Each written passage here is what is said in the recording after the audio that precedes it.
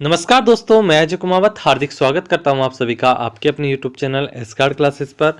दोस्तों, जैसा कि आपको पता है, अपनी जिला दर्शन की सीरीज चल रही है जिसमें अब तक हमने 13 जिलों को कंप्लीट कर लिया है। दोस्तों बाकी जिलों को भी हम कंप्लीट कर रहे हैं। हर दिन दोस्तों मैं आपके लिए एक जिले का विस्तृत वीडियो के साथ में दोस्तों अपलोड कर रहा हूँ यूट्यूब पर, जैसा कि आप देख रहे हैं डेली। तो दोस्तों आज हम बात करने जा रहे हैं डूंगरपुर ज़िले की। दोस्तों डूंगरपुर के बारे में भी हम इस वीडियो के माध्यम से संपूर्ण चर्चा करेंगे। सारी जानकारी और सभी फैक्ट्स जो एग्जाम में पूछे जाते हैं वो हम जानेंगे। अब हम बात करते हैं दोस्तों बिना किसी देरी के डूंगरपुर के बारे में। तो डूंगरपुर का जो उपनाम है दोस्तों वो है पहाड़ों की नगरी। दोस्तों आपको ये आसानी से उपनाम याद रह जाएगा, क्योंकि डूंगर दोस्तों हम राजस्थानी या लोकल क्षेत्र में डूंगरों को ही कहते हैं या पहाड़ों को कहते हैं। तो दोस्तों पहाड़ों की नगरी कौन सा है? डूंगरपुर। इसके बाद में है डूंगरपुर का क्षेत्रफल, वो है 3770 वर्ग किलोमीटर। 3770 वर्ग किलोमीटर में फैला हुआ है दोस्तों डूंगरपुर जिला। डूंगरपुर में तहसीलों की संख्या है दोस्तों 3। डूंगरपुर में उप तहसीलों की संख्या है 2। डूंगरपुर में उपखंडों की संख्या है दोस्तों 3। डूंगरपुर में ग्राम पंचायतों की संख्या है दोस्तों 188। इसके बाद में हम बात करें डूंगरपुर एवं बांसवाड़ा के मध्य के भूभाग को मेवल नाम से जाना जाता है। दोस्तों ये क्वेश्चन पूछा हुआ है, मेवल क्षेत्र पड़ता है। तो दोस्तों ये डूंगरपुर और बांसवाड़ा के मध्य में जो स्थित क्षेत्र है, भूभाग है, उसको मेवल कहा जाता है। अब हम बात कर लेते हैं डूंगरपुर जिले के मानचित्र में स्थिति या स्थिति एवं विस्तार की। तो दोस्तों मानचित्र का मतलब है अक्षांशीय और देशांतरी स्थिति की। तो डूंगरपुर का जो अक्षांशीय स्थिति है वो है 23 डिग्री 20 मिनट से 24 डिग्री 1 मिनट उत्तरी अक्षांश तक। देशांतरी स्थिति की अगर हम बात करें तो 73 डिग्री 21 मिनट पूर्वी देशांतर से 74 डिग्री 23 मिनट पूर्वी देशांतर तक ये अक्षांशीय और देशांतरीय विस्तार है दोस्तों डूंगरपुर जिले का। अब हम बात करें डूंगरपुर जिले के विधानसभा क्षेत्रों की। तो दोस्तों कुल 4 विधानसभा क्षेत्र हैं डूंगरपुर जिले में। वो है दोस्तों डूंगरपुर, चौरासी, सागवाड़ा और आसपुर। कई बार विधानसभा क्षेत्रों को लेकर भी क्वेश्चन पूछ लिया जाता है जो हाई लेवल की एग्जाम्स होती हैं उनमें। दोस्तों डूंगरपुर, चौरासी, सागवाड़ा और आसपुर ये 4 विधानसभा क्षेत्र हैं डूंगरपुर जिले के। अब हम बात करेंगे, हमारे पास जो आंकड़े हैं दोस्तों वो है 2011 की जनगणना के अनुसार। तो 2011 की जनगणना के अनुसार हम डूंगरपुर जिले की जनसंख्या, घनत्व, लिंगानुपात और साक्षरता के आंकड़े देखेंगे। तो दोस्तों जैसे ही नई जानकारी या नई जनगणना हमारे पास आती है, मैं आपको एक अलग से वीडियो के माध्यम से सभी जिलों का अपडेट करवा दूंगा। तो अभी हमारे पास है 2011 की जनगणना के आंकड़े। तो उसके बारे में हम बात करें, डूंगरपुर की कुल जनसंख्या है दोस्तों 13,88,552 व्यक्ति। डूंगरपुर का लिंगानुपात है 994 महिलाएं प्रति 1000 पुरुषों पर। डूंगरपुर में जनसंख्या घनत्व है 368 व्यक्ति प्रति वर्ग किलोमीटर में निवास करते हैं डूंगरपुर जिले के अंदर। जनसंख्या घनत्व से मतलब होता है दोस्तों प्रति वर्ग किलोमीटर में जितने व्यक्ति निवास करते हैं वो उस जिले का जनसंख्या घनत्व होता है। तो दोस्तों डूंगरपुर में 368 व्यक्ति प्रति वर्ग किलोमीटर में निवास करते हैं। डूंगरपुर की साक्षरता दर की अगर हम बात करें तो दोस्तों 59.5%, 59.5% दोस्तों लोग साक्षर हैं डूंगरपुर जिले के। डूंगरपुर की महिला साक्षरता दर है 46.2% और डूंगरपुर की पुरुष साक्षरता दर है दोस्तों 72.9%। इसके बाद में हम बात करेंगे दोस्तों डूंगरपुर के प्रमुख मेले और त्योहारों की। तो दोस्तों मेले और त्योहारों से आर्ट एंड कल्चर में दोस्तों आपको पता होगा हर एग्जाम में एक बड़ा अहम हिस्सा रखता है आर्ट एंड कल्चर। तो डूंगरपुर के प्रमुख मेले और त्योहारों की अगर हम बात करें तो बेणेश्वर मेला यहाँ का प्रसिद्ध मेला है। बेणेश्वर मेला डूंगरपुर के बेणेश्वर धाम स्थल पर माघ पूर्णिमा को भरता है। दोस्तों बेणेश्वर मेला किस तिथि को आयोजित होता है, ये क्वेश्चन पूछा हुआ है एग्जाम्स में। माघ पूर्णिमा को आयोजित होता है बेणेश्वर मेला। इसके बाद में हम बात करें रथोत्सव मेला। यह मेला डूंगरपुर में डूंगरपुर पीठ नामक स्थान पर दोस्तों भाद्रपद माह में भरता है दोस्तों। और मुर्रा गणेश का मेला ये भी दोस्तों डूंगरपुर में दीपावली की दूज पर भरता है दोस्तों। दीपावली का जो दूसरा दिन होता है दूज, उस पर यह भरता है दोस्तों। उसके बाद में है उर्स, जिसमें आता है दोस्तों दाऊदी बोरा संप्रदाय का मेला। यह मेला डूंगरपुर के गलियाकोट स्थान पर मुहर्रम 27 के दिन बढ़ता है। मुहर्रम यहाँ पर दोस्तों मुस्लिम माह है, उसका जो 27वां तारीख होता है उसको दोस्तों ये उर्स आयोजित होता है डूंगरपुर के गलियाकोट स्थान पर। इसमें आपको पूछा जाएगा कि दाऊदी बोहरा संप्रदाय का प्रमुख मेला कहाँ आयोजित होता है? डूंगरपुर जिले में। डूंगरपुर में के अंदर से अगर पूछा जाए तो गलियाकोट आएगा, गलियाकोट स्थान पर ये आयोजित होता है ये उर्स। इसके बाद में हम बात करें दोस्तों डूंगरपुर के शीर्ष मंदिरों की। डूंगरपुर के शीर्ष मंदिर या प्रमुख मंदिर जिनसे दोस्तों एग्जाम में क्वेश्चन बनते हैं या बनने की संभावना है, तो वो है दोस्तों संत मावजी का मंदिर। ये कहाँ पर पड़ता है दोस्तों? साबला गांव डूंगरपुर के अंदर। संत मावजी को दोस्तों विष्णु का कल की निष्कलंक अवतार माना जाता है। दोस्तों जो निष्कलंक संप्रदाय है उसकी स्थापना किसने करी थी? संत मावजी ने करी थी। और दोस्तों संत मावजी को विष्णु का कल्कि यानी कि निष्कलंक की अवतार माना जाता है। दोस्तों साबला गांव में संत मावजी का मुख्य हरि मंदिर स्थित है। यह मंदिर बेणेश्वर धाम से कुछ ही दूरी पर स्थित है। दोस्तों संत मावजी का मंदिर। संत मावजी ने भील समाज के लिए धार्मिक सुधार एवं सामाजिक सुधार हेतु आंदोलन चलाया। दोस्तों संत मावजी स्वयं श्री कृष्ण के परम भक्त थे। स्वयं कृष्ण का रूप धारण कर रास लीलाएं करते थे ये। उन्होंने बेणेश्वर धाम की स्थापना भी की थी। दोस्तों बेणेश्वर धाम जो कि डूंगरपुर में है उसकी स्थापना किसने करी थी? दोस्तों संत मावजी ने करी थी। पूछा जा सकता है, बहुत ही इजी क्वेश्चन है। संत मावजी द्वारा वागड़ी भाषा में लिखे गए उपदेश चोपड़ा कहलाते हैं। दोस्तों उनमें उन्होंने भविष्यवाणियों का वर्णन किया है। उनकी यह भविष्यवाणियां वर्तमान में अक्सर सत्य सिद्ध हो रही हैं। दोस्तों संत मावजी ने वागड़ी भाषा में कुछ उपदेश लिखे थे, वो चोपड़ा कहलाते हैं। और जो उपदेश या भविष्यवाणी उन्होंने की थी उनमें वो दोस्तों आज सत्य सिद्ध हो रही हैं, ऐसा माना जा रहा है। संत मावजी ने निष्कलंक संप्रदाय की स्थापना की थी। दोस्तों यहाँ से इंपॉर्टेंट क्वेश्चन बनता है, संत मावजी ने किस संप्रदाय की स्थापना करी? तो निष्कलंक संप्रदाय की स्थापना करी थी। यहाँ से अगर दोस्तों मैं आपको एक ट्रिक बता देता हूँ इसको याद रखने की। संत मावजी में दोस्तों एक वर्ड आ रहा है माव से हम लेंगे दोस्तों मावा। और दोस्तों जो भी व्यक्ति बिना कलंक लगे मावा बेचेगा यानी कि बिना मिलावट के मावा बेचेगा उसी का ही ज़्यादा बिकेगा। और यदि वो मिलावट कर देगा तो उस पर कलंक लग जाएगा और उसका मावा नहीं बिकेगा। तो मावे से हम दोस्तों लेंगे संत मावजी और कलंक लगने से लेंगे निष्कलंक। संत मावजी ने किस संप्रदाय की स्थापना करी? निष्कलंक संप्रदाय की। अब हम बात करते हैं आगे, जिसकी प्रधान पीठ यानी कि निष्कलंक संप्रदाय के प्रधान पीठ साबला गांव में माही नदी के किनारे स्थित है। दोस्तों संत मावजी की प्रमुख भविष्यवाणियां जो चोपड़ा उपदेश में लिखित हैं वो कौन कौन सी हैं? जाति प्रथा के बंधन समाप्त होने, मुर्दा अवमूल्यन, राजतंत्र एवं जागीरदारी प्रथा की समाप्ति। दोस्तों जैसा कि आपको पता है वर्तमान समय में हम सभी दोस्तों जातिवादी से दूर होते जा रहे हैं, जाति प्रथा के बंधन से मुक्त हो रहे हैं। ये दोस्तों संत मावजी ने भविष्यवाणी की। इसके बाद में क्या उन्होंने दोस्तों मुद्रा का अवमूल्यन यानी कि मुद्रा का कोई मूल्य नहीं रह जाना ही मुद्रा अवमूल्यन होता है। तो दोस्तों मुद्रा अवमूल्यन भी इन्होंने दोस्तों भविष्यवाणी में लिखा। इसके अलावा राजतंत्र एवं जागीरदारी प्रथा की समाप्ति। आप जैसे कि जानते हैं आज के समय में दोस्तों लोकतंत्र है। लोकतंत्र का मतलब दोस्तों हमारी जो केंद्र सरकार राज्य सरकार जो चला रहे हैं, हम खुद अपनी सरकार को तय करते हैं दोस्तों कौन सरकार बनेगी। परंतु पहले दोस्तों राजा महाराजा बनते थे, उस समय दोस्तों संत मावजी ने कहा था कि राजतंत्र और जागीरदारी प्रथा की समाप्ति हो जाएगी। पहले जागीरदार हुआ करते थे, ठिकाने हुआ करते थे, उन सभी की दोस्तों समाप्ति के बारे में भी संत मावजी ने लिखा है। धातु मुद्रा के स्थान पर कागज की प्रतीक मुद्रा के प्रचलन। दोस्तों आप सभी को पता होगा आज के समय में हम धातु की मुद्रा का स्थान कागजों में बदल चुके हैं। अर्थात पहले दोस्तों राजा महाराजाओं के समय धातु की मुद्रा चलती थी, धातु के सिक्के चलते थे, सोने चांदी की 80 रुपये ये चला करती थी, कागज की मुद्राएं नहीं हुआ करती थी। परंतु दोस्तों वर्तमान समय में हम सबसे ज्यादा प्रयोग करते हैं तो कागज की मुद्रा का। तो दोस्तों संत मावजी ने कहा था धातु मुद्रा के स्थान पर कागज की प्रतीक मुद्रा का प्रचलन होगा। उत्तर से प्रलयंकारी शक्ति का आगमन होगा। दोस्तों ब्राह्मणों का एकाधिकार समाप्त होगा। पश्चिम से शांति स्थापित करने वाली शक्ति का अवतरण तथा भयंकर युद्ध एवं नरसंहार होने आदि थी। ये सभी दोस्तों भविष्यवाणी की संत मावजी ने। इसके बाद में हम बात करें विजय राजेश्वर मंदिर की। ये प्रमुख मंदिर है दोस्तों डूंगरपुर जिले का।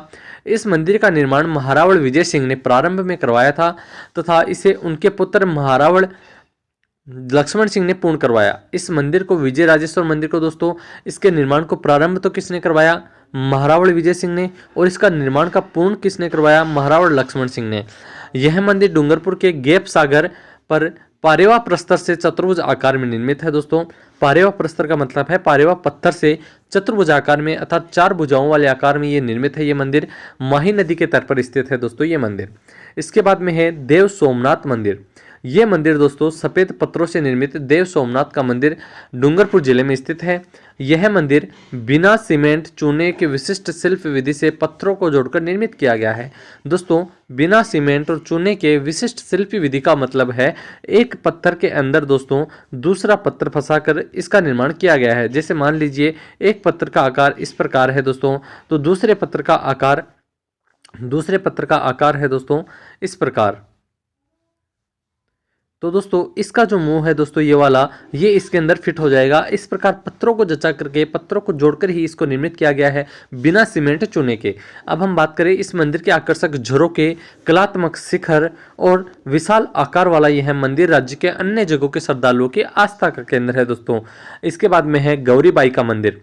गौरीबाई को दोस्तों वागड़ की मीरा कहा जाता है। वागड़ किस क्षेत्र में पड़ता है दोस्तों? डूंगरपुर को ही और बांसवाड़ा क्षेत्र को ही वागड़ कहा जाता है। और यहाँ पर दोस्तों गौरीबाई का मंदिर बना हुआ है। और गौरीबाई को किसकी संज्ञा दी गई है? वागड़ की मीरा की। वागड़ की मीरा कही जाने वाली गौरीबाई का मंदिर डूंगरपुर में महारावण शिव सिंह ने बनवाया था दोस्तों गौरीबाई भी दोस्तों मीराबाई की तरह विधवा हो गई थी और ये भी दोस्तों कृष्ण भक्ति में लीन हो गई थी, इस कारण इसको वागड़ की मीरा कहा गया। इसके बाद में हम बात करें डूंगरपुर के दर्शनीय स्थलों की, डूंगरपुर के पर्यटन स्थलों की, तो सैयद फखरुद्दीन की दरगाह जो कि गलियाकोट डूंगरपुर के अंदर स्थित है। यह स्थान वर्तमान में दाऊदी बोहरा संप्रदाय के सैयद फखरुद्दीन की मस्जिद के लिए प्रसिद्ध है। दोस्तों पूछा जा सकता है दाऊदी बोहरा संप्रदाय की प्रमुख मस्जिद कहाँ पर है? तो दोस्तों गलियाकोट डूंगरपुर के अंदर है। सैयद फखरुद्दीन की मस्जिद यहाँ पर है। यह दाऊदी बोहरा संप्रदाय का प्रधान तीर्थ स्थल है। दोस्तों यहाँ पर प्रति वर्ष उर्स बढ़ता है। गोबर के कंडे से खेली जाने वाली होली गलियाकोट की प्रसिद्ध है। दोस्तों गोबर के कंडे से खेले जाने वाली होली कहाँ की प्रसिद्ध है? दोस्तों गलियाकोट की। इसके बाद में है दोस्तों मैं आपको अन्य फैक्ट्स बता दूं, लठमार होली महावीर जी करौली की प्रसिद्ध है दोस्तों। इसके अलावा दोस्तों देवर भाभी की होली ब्यावर अजमेर की प्रसिद्ध है। और भी बहुत सारी होलियां हैं दोस्तों जो अलग अलग जगह पर खेली जाती हैं। यहाँ पर हम बात कर रहे हैं गोबर के कंडे से खेली जाने वाली होली गलियाकोट यानी कि डूंगरपुर की प्रसिद्ध है। इसके बाद हम बात करें प्रमुख मंदिर में बेणेश्वर धाम डूंगरपुर, वागड़ का पुष्कर एवं वागड़ का कुंभ कहे जाने वाले माही, सोम एवं जाकम नदियों के संगम पर, जहां पर दोस्तों 3 नदियों का संगम हो उसे त्रिवेणी संगम कहा जाता है। और जो बेणेश्वर धाम डूंगरपुर है वो त्रिवेणी संगम पर स्थित है। वो त्रिवेणी संगम पर बनी नदियां कौन कौन सी हैं दोस्तों? माही, सोम और जाकम।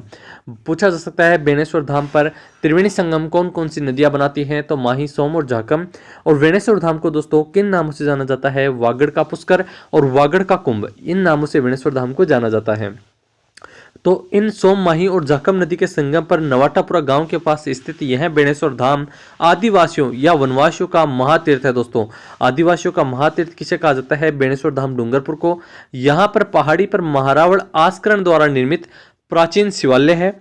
संत मावजी महाराज का संबंध भी इसी धाम से है। बेणेश्वर धाम डूंगरपुर का निर्माण भी किसने करवाया दोस्तों? संत मावजी ने ही करवाया था। बेणेश्वर धाम में लगने वाले बेणेश्वर मेले का शुभारंभ माघ शुक्ला 11 से शुभ दिन बेणेश्वर पीठाधीश्वर द्वारा बेणेश्वर धाम के प्रधान देवालय हरि मंदिर पर 7 रंगों का ध्वजा चढ़ाकर किया जाता है। तो बेणेश्वर मंदिर पर कितने रंगों की ध्वजा चढ़ाई जाती है? 7 रंगों की, तथा यह मेला माघ पूर्णिमा तक चलता है दोस्तों।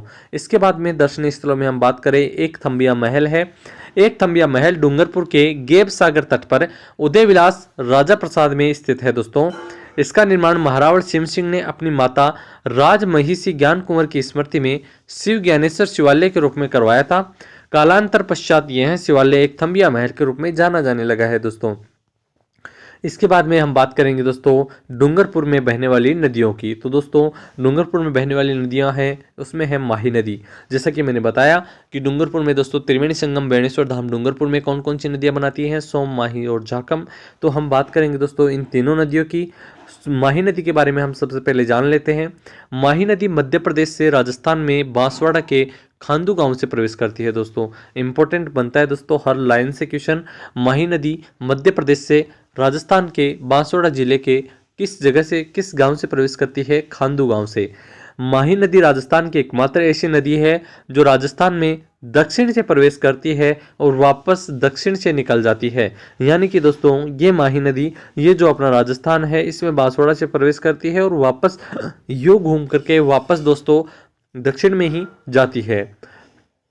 माही नदी के लिए सबसे ज्यादा बार अगर पूछा गया क्वेश्चन है तो वो है माही नदी कर्क रेखा को 2 बार काटती है, यानी कि वो कौन सी नदी है जो माही नदी वो कौन सी नदी है दोस्तों जो कर्क रेखा को 2 बार काटती है, तो वो है माही नदी। ये दोस्तों माही नदी से सबसे इंपॉर्टेंट क्वेश्चन बनता है। माही नदी डूंगरपुर एवं बांसवाड़ा के बीच की सीमा रेखा बनाती है, अर्थात डूंगरपुर और बांसवाड़ा के बीच की सीमा रेखा कौन सी नदी बनाती है? माही नदी। इसके बाद में है दोस्तों माही नदी का दक्षिणी राजस्थान में अपवा क्षेत्र 56 का मैदान कहलाता है। माही नदी का दोस्तों किसी भी नदी का दोस्तों जो बहने वाला क्षेत्र होता है वो उसका अपवा क्षेत्र होता है और उस अपवा क्षेत्र का नाम विशेष दिया हुआ होता है। तो माही नदी का जो दक्षिणी राजस्थान में अपवा क्षेत्र है उसे क्या कहा जाता है? 56 का मैदान कहा जाता है। सॉरी फ्रेंड्स, ज़्यादा लंबे समय तक बोलने से गले में थोड़ी प्रॉब्लम हो जाती है। अब हम बात कर रहे हैं त्रिवेणी संगम बेणेश्वर धाम के पास माही नदी में सोम एवं जाखम नदियां आकर मिलती हैं। इसे आदिवासियों का कुंभ कहा जाता है। दोस्तों बेणेश्वर जो मेला भरता है उसको आदिवासियों का कुंभ कहा जाता है या महातीर्थ कहा जाता है। माही नदी के उपनामों की अगर हम बात करें तो दोस्तों इसको वागड़ की स्वर्ण रेखा, कांठल की गंगा, इन 2 उपनामों से जाना जाता है। क्वेश्चन पूछा जाएगा कांठल की गंगा किस नदी को कहा जाता है? तो माही नदी को। वागड़ की स्वर्ण रेखा भी माही नदी को ही कहा जाता है। अब हम बात करें सोम नदी की, तो दोस्तों सोम नदी उदयपुर की बिच्छामेड़ा की पहाड़ियों से निकलने वाली सोम नदी बेणेश्वर धाम के पास माही नदी में मिल जाती है, यानी कि दोस्तों ये माही नदी की सहायक नदी है सोम नदी। सोम कमला अंबा सिंचाई परियोजना सोम नदी पर डूंगरपुर में स्थित है। दोस्तों ये क्वेश्चन बहुत बार पूछा गया है। सोम कमला अंबा सिंचाई परियोजना किस जिले की है? तो डूंगरपुर जिले की है। और दोस्तों इन तीनों को मिलाकर के ही दोस्तों ये योजना बनाई गई है, परियोजना शुरू की गई है। इसके बाद में हम बात करेंगे दोस्तों जाखम नदी की।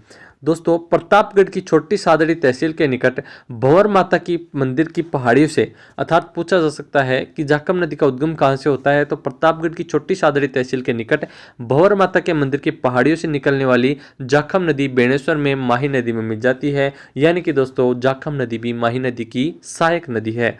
अब हम बात करेंगे दोस्तों डूंगरपुर से निकलने वाले प्रमुख खनिजों की। दोस्तों डूंगरपुर दोस्तों जो जिला है वो पहाड़ों की नगरी है और पहाड़ सर्वाधिक हैं, तो वहाँ पर दोस्तों आपको सर्वाधिक खनिज भी मिलेंगे।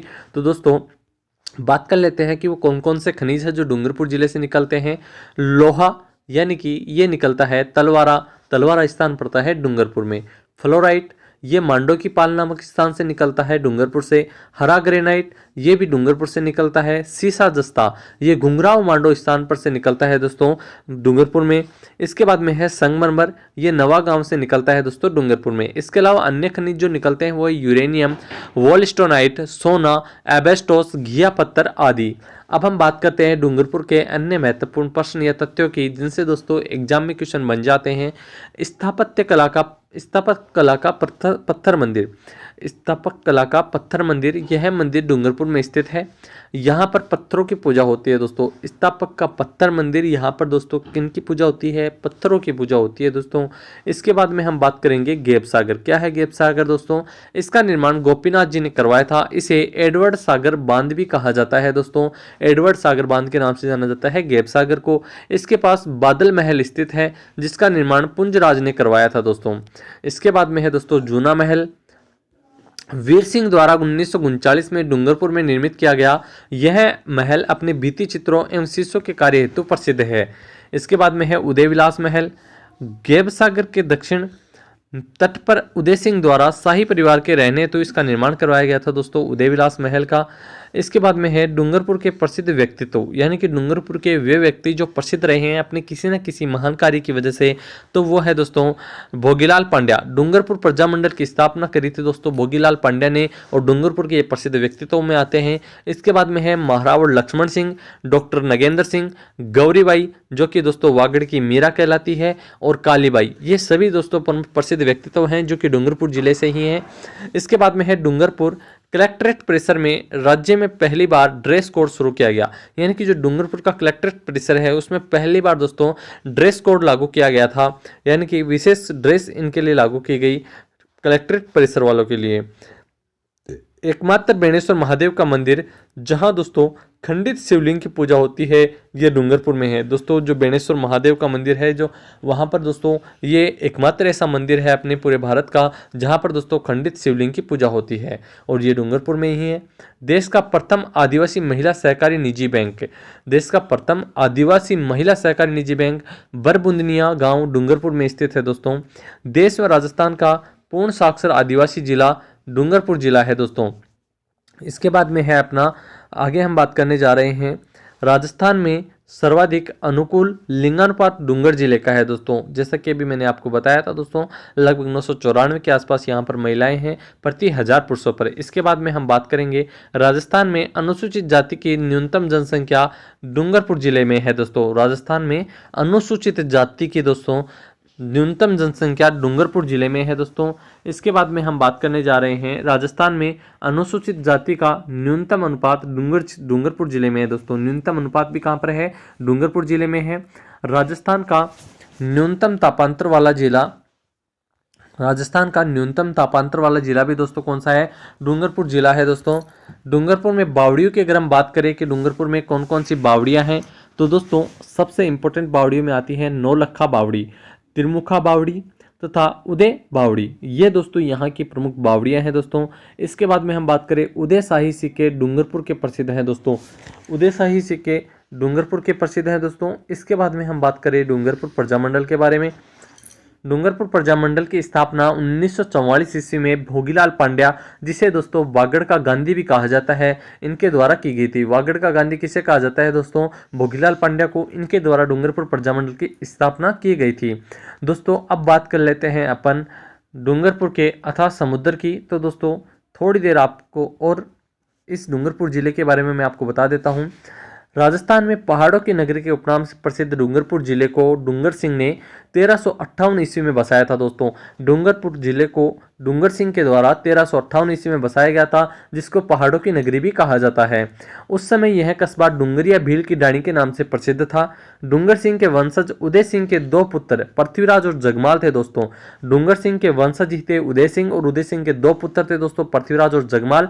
1527 ईस्वी में राणा सांगा बाबर के बीच हुए खानवा के युद्ध में, राणा सांगा और बाबर के बीच में 1527 में खानवा का युद्ध हुआ था। उसमें दोस्तों ये उदय सिंह मारा गया। उदय सिंह ने वागड़ राज्य के दो टुकड़े कर माही नदी को उन राज्यों की सीमा रेखा मानकर पूर्व का भाग जगमाल सिंह को दे दिया दोस्तों। पूर्व का भाग किसको दे दिया गया था? जगमाल सिंह को दे दिया गया था, तथा पश्चिम का भाग डूंगरपुर पृथ्वीराज को दे दिया गया था। बेणेश्वर के शिवालय का निर्माण पृथ्वी सिंह के उत्तराधिकारी महारावण आस्कर ने सोम माही नदी के संगम पर करवाया था। महारावण आस्कर ने डूंगरपुर में चतुर्भुजी का विष्णु मंदिर भी बनवाया था दोस्तों। चतुर्भुजी का विष्णु मंदिर किसके द्वारा बनाया गया था? महारावण आस्करण के द्वारा। डूंगरपुर की भव्य नौलखा बावड़ी का निर्माण आस्करण की चौहान वंश की रानी प्रेमल देवी ने करवाया था दोस्तों। डूंगरपुर की भव्य दोस्तों जो नौलखा बावड़ी है, उसका निर्माण आस्करण जो था उसकी चौहान वंश की रानी प्रेमल देवी ने करवाया। महारावण सहस्त्रमल की रानी सूर्य देवी ने सूर्यपुर में माधवराय का विशाल मंदिर बनवाया था। डूंगरपुर में प्रसिद्ध गेप सागर या जिसे गेप सागर या भोपाल सागर झील का निर्माण महारावण गोपाल सागर ने करवाया था दोस्तों। गेप सागर या गेप सागर भी इसे और भोपाल सागर भी इसको कहा जाता है। गेप सागर को तालाब की पाल पर श्रीनाथ जी के विशाल मंदिर का निर्माण महारावण पुंजा ने करवाया था दोस्तों। यहाँ पर डूंगरपुर के महारावण बेरीसाल की रानी शुंभ कुंवरी ने डूंगरपुर में मुरली मनोहर मंदिर बनवाया दोस्तों। मुरली मनोहर मंदिर महारावण बेरीसाल की रानी थी शुंभ कुंवरी, उनके द्वारा बनाया गया था। डूंगरपुर के महारावण जसवंत सिंह द्वितीय के उस समय उनके राज्य की व्यवस्था एकदम बिगड़ गई थी दोस्तों। डूंगरपुर की हालत कब बिगड़ी? महारावण जसवंत सिंह द्वितीय के समय से बिगड़ी थी दोस्तों, जिस कारण अंग्रेजों ने 1845 में पुणे शासन से हटाकर वृंदावन भेज दिया था दोस्तों। जसवंत सिंह द्वितीय को दोस्तों शासन से हटा करके उनको वृंदावन भेज दिया था, तथा उनकी जगह उनके जीते जी डूंगरपुर का शासन उनके दत्तक पुत्र प्रतापगढ़ के राजकुमार दलपत सिंह को सौंप दिया था दोस्तों। किसको सौंपा? दलपत सिंह को। 25 मार्च 1948 को डूंगरपुर का राजस्थान संघ में विलय हुआ था दोस्तों। उस समय डूंगरपुर महारावल कौन थे दोस्तों? लक्ष्मण सिंह थे। यानी कि राजस्थान के एकीकरण के समय डूंगरपुर के महारावल कौन थे? लक्ष्मण सिंह। और डूंगरपुर को राजस्थान में कब मिलाया गया? 25 मार्च 1948 को। तो दोस्तों यहाँ पर कंप्लीट चर्चा होती है डूंगरपुर जिले की। मिलेंगे नेक्स्ट वीडियो में नए किसी जिले के साथ में, तब तक के लिए थैंक यू सो मच। यदि आप चैनल पर नए हो तो चैनल को सब्सक्राइब कर दो, वीडियो को लाइक कर दो। Thank you so much.